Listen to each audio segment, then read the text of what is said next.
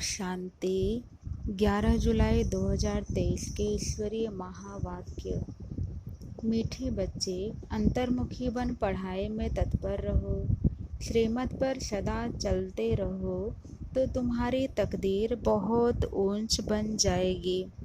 यह समय है अपनी तकदीर बनाने का। प्रश्न: तुम बच्चों की ऊंची तकदीर कौन सी है जिसके आधार पर तुम सारे सृष्टि की तकदीर को जान लेते हो? उत्तर: स्वदर्शन चक्रधारी बनना, यह है सबसे ऊंचे ते ऊंची तकदीर। तुम ब्राह्मण अभी स्वदर्शन चक्रधारी बने हो, तुम अपनी भी तकदीर को जानते हो तो सारे सृष्टि की भी तकदीर को जानते हो। बाबा आए हैं तुम बच्चों की हीरे समान तकदीर बनाने। स्मृति में रहे स्वयं भगवान हमारी तकदीर बनाने लिए पढ़ा रहे हैं तो तकदीर बनती रहेगी। गीत: आने वाले कल की तुम तकदीर हो। ओम शांति। बच्चों ने गीत के 2 शब्द सुने। सुनने से ही अपनी तकदीर का नशा चढ़ जाना चाहिए। यह है अविनाशी नशा, उतरना नहीं चाहिए। कोई मनुष्य साहूकार पद्मपति होते हैं तो उनको रात दिन नशा रहता है, हम बड़े धनवान जागीरवान हैं। नशा चढ़ता ही है संपत्ति का, तो बाप है तकदीर बनाने वाला। अभी तो तकदीर फूटी हुई है, कौड़ी मिसल तकदीर है, वह हीरे मिसल तकदीर है, यह तुम जज कर सकते हो। बेहद का बाप सम्मुख बैठ तकदीर बनाते हैं, सो तुम देखते हो जानते हो। परमपिता परमात्मा को देखते हो व जानते हो। बच्चे जानते हैं हम आत्मा हैं, भल आत्मा को देखते नहीं हैं, परंतु निश्चय है हम आत्मा हैं, स्टार मिसल हैं, भृगुटी के बीच में रहते हैं। इस समय तुम बच्चों को आत्म अभिमानी बनना है। इस देह में रहने वाले को आत्मा देही कहा जाता है। आत्मा को अभिमान है कि हमको परमपिता परमात्मा आकर मिला है। बच्चे बाप के पास जन्म लेते हैं तो वारिस होते हैं, फिर कोई तो पाई पैसे की तकदीर पा लेते हैं, कोई तो कुछ भी नहीं पाते, सिर्फ जन्म ही पाते हैं। कोई हैं जिनके 5-6 बच्चे हैं, तलब नौकरी कम मिलती है तो समझते हैं हमारी तकदीर में यह था। औरों को देखते हैं उन्हों की तकदीर में कितने महल माड़ियाँ ताज व तख्त है। मनुष्य के तकदीर की वैरायटी है ना। तो अब तुम अपनी तकदीर को जानते हो कि किस तकदीर के लिए हम पुरुषार्थ कर रहे हैं। धन के लिए, सुख के लिए मनुष्य पुरुषार्थ तो करते ही हैं। धनवान मनुष्य बीमार पड़ते हैं तो अच्छे डॉक्टरों की दवाई करते हैं, समझते हैं धन से अच्छी दवाई होगी। तो धन की बात है ना। तुम बड़े जबरदस्त तकदीर बनाते हो श्रीमत से। बच्चे जानते हैं बाबा ऊंचते ऊंच तकदीर बनाते हैं क्योंकि खुद ऊंचते ऊंच है। अब तुम उनके सम्मुख बैठे हो ना, माँ बाप के घर में बैठे हैं। कोई राजा रानी है तो समझते हैं हमने ऐसे कर्म किए हैं जो राजाए की तकदीर मिली है। अब तुम जानते हो हम जो यह लक्ष्मी नारायण का चित्र देखते हैं उन्होंने भी जरूर अगले जन्म में तकदीर बनाई है। तुमको यह बुद्धि मिली है, मनुष्यों की बुद्धि में यह नहीं आता। इतने धनवान मनुष्य हैं, उन्हों को यह तकदीर कैसे मिले? कहेंगे पास्ट जन्म में ऐसे कर्म किए हैं जो इतना धनवान बने हैं। कर्मों का फल है ना। गाते भी हैं कर्मों की गति न्यारी है। मनुष्य पास्ट के कर्मों अनुसार ही भोगते हैं। अभी तुम बड़े ते बड़े लक्ष्मी नारायण के तकदीर की भेंट करते हो। यह जो सतयुग के मालिक बने उन्हों की ऐसी कर्म गति किसने बनाई जो विश्व के मालिक बने? तुम सारे चक्र को जान चुके हो। तुम ब्राह्मण अभी स्वदर्शन चक्रधारी बने हुए हो। दूसरे ब्राह्मण तो स्वदर्शन चक्रधारी नहीं होंगे। वह भी ब्राह्मण, तुम भी ब्राह्मण हो, परंतु तुम जानते हो कि हम हैं सच्चे ब्राह्मण, ब्रह्मा की मुख वंशावली। जरूर ब्रह्मा भी किसका बच्चा होगा? वह है शिव बाबा का बच्चा। शिव बाबा तो रचयिता है, उसका कोई बाप नहीं। तो अब तुम्हारी तकदीर परमपिता परमात्मा बनाते हैं। बाप से ही तकदीर बनती है, काका चाचा मामा आदि से नहीं बनती है। हाँ, कोई की बन सकती है, अगर वह एडॉप्ट करे तो। तुम बच्चों को भी एडॉप्ट किया है, ड्रामा अनुसार कल्प पहले मुआफिक। उनसे ऊंचा कोई है नहीं। प्रजापिता ब्रह्मा को इतने बच्चे हैं, ढेर के ढेर, उनको बाप से क्या वर्षा मिलता होगा?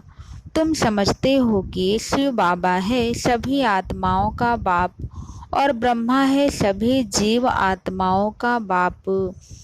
तुम इसमें भाई बहन हो जाते हो। बाप तो तुम बच्चों को कहते हैं, देखा तुम्हारी तकदीर कितनी ऊंची है, हम तुमको पढ़ाकर कितना तकदीरवान बनाता हूँ। बरोबर सतयुग आदि में श्री लक्ष्मी नारायण व इन स्वर्गवासियों की राजधानी थी। कितनी उन्हों की ऊंच तकदीर बनाई है, यह तुम बच्चों की बुद्धि में राज है कि शिव बाबा ने ही उन्हों की ऊंच तकदीर बनाई थी। वह तकदीर भोग 84 जन्म पूरे किए, अब फिर वही तकदीर बना रहे हैं। यह तुम्हारी बुद्धि में ज्ञान है। ज्ञान सागर शिव बाबा के सिवाय कोई भी समझा न सके। ऐसा बाप कितना लवली है। बाप भी कहते हैं, तुम भी लवली बच्चे हो। तुमको मैं फरमान करता हूँ कि निरंतर मुझे याद करने का अभ्यास करो तो तुम्हारे विकर्म विनाश हो जाएंगे। तुम जानते हो कि शिव बाबा अभी इस ब्रह्मा तन में सम्मुख है। बाप ने समझाया है, मैं तो सदैव निराकार हूँ, मेरा नाम शिव ही है। मैं साकार में आकर पुनर्जन्म नहीं लेता हूँ, अभी मैं आया हुआ हूँ। तुम जानते हो कौन बात कर रहा है। तुम्हारी बुद्धि ऊपर में चली जाती है। वह निराकार परमपिता परमात्मा ज्ञान का सागर है, वही तकदीर बनाने वाला है। हेवनली गॉड फादर हेवन की स्थापना करेगा ना। तुम जानते हो बाप कैसे ब्रह्मा तन में सम्मुख बात कर रहे हैं। कहते हैं, लाडले बच्चे, अब ड्रामा पूरा हुआ। आत्मा सुनती है, आत्मा ही जानती है कि यह यथार्थ बात है। बाप कहते हैं, जितना हो सके मुझे याद करो, और सारे सृष्टि चक्र की नॉलेज तुमको ही दी है। कोई को अच्छी रीति धारणा होती है, कोई भूल जाते हैं। अभी तुम बैठे हो, तुमको यह ज्ञान अमृत दे रहे हैं अथवा नॉलेज पढ़ा रहे हैं। सम्मुख शिव बाबा बैठा है, वह जन्म मरण में नहीं आता है। तुम्हारा तो जन्म बाए जन्म नाम रूप देश काल बदलता जाता है, फीचर्स सदैव न्यारे मिलते हैं। यह कितनी गुह्य सूक्ष्म बातें हैं। तुम्हारी आत्मा घड़ी घड़ी एक शरीर छोड़ दूसरा लेती है।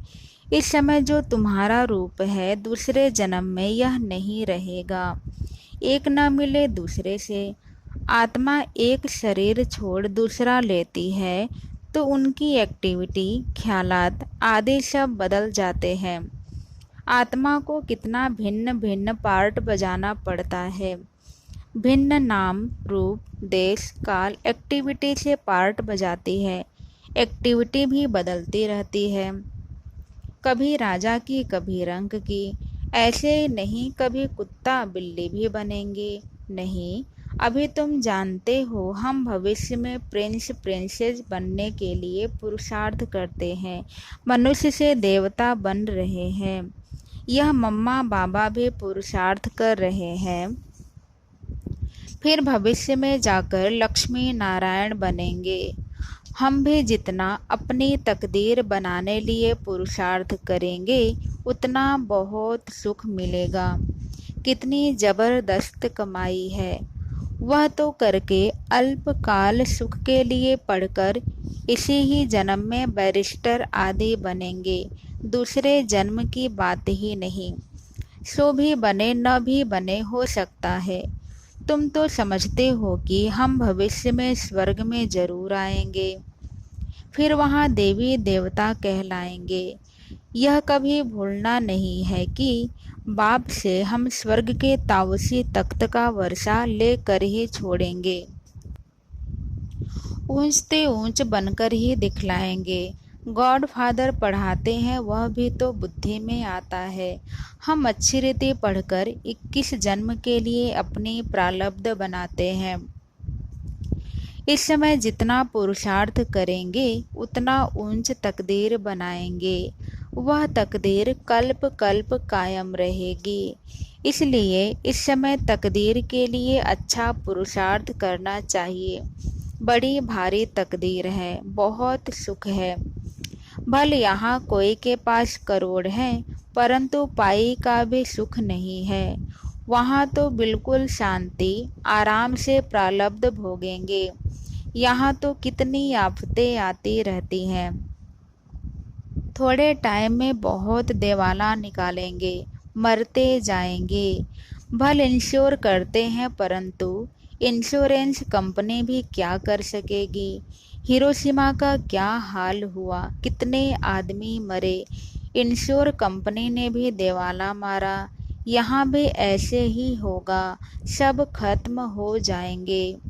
इंश्योरेंस करने वाले किसको पैसा देंगे, कौन एक दो का दीवा जलाएंगे।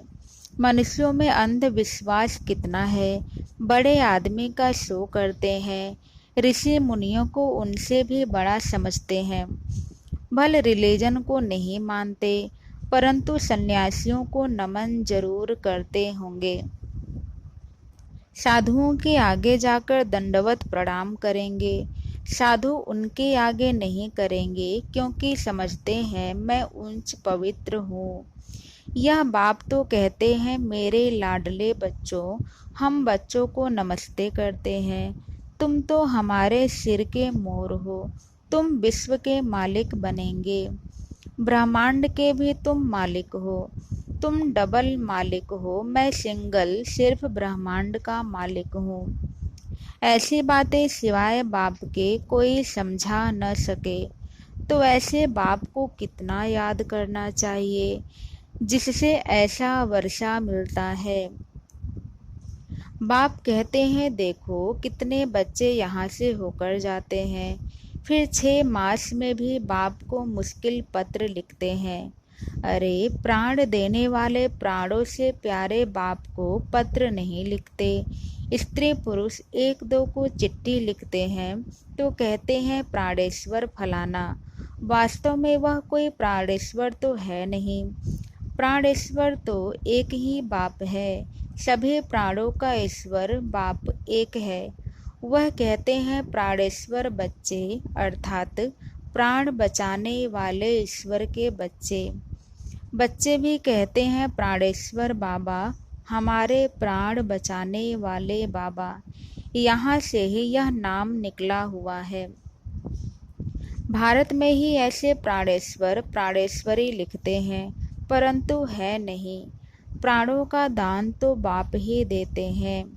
बाप कहते हैं तुम मेरे बनते हो तो फिर तुमको कोई दुख दे नहीं सकते।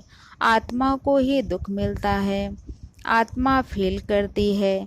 बाप कितना प्यार से समझाते हैं, याद भी उनको करती है, महिमा करती है। मम्मा को भी कितना याद करते हैं।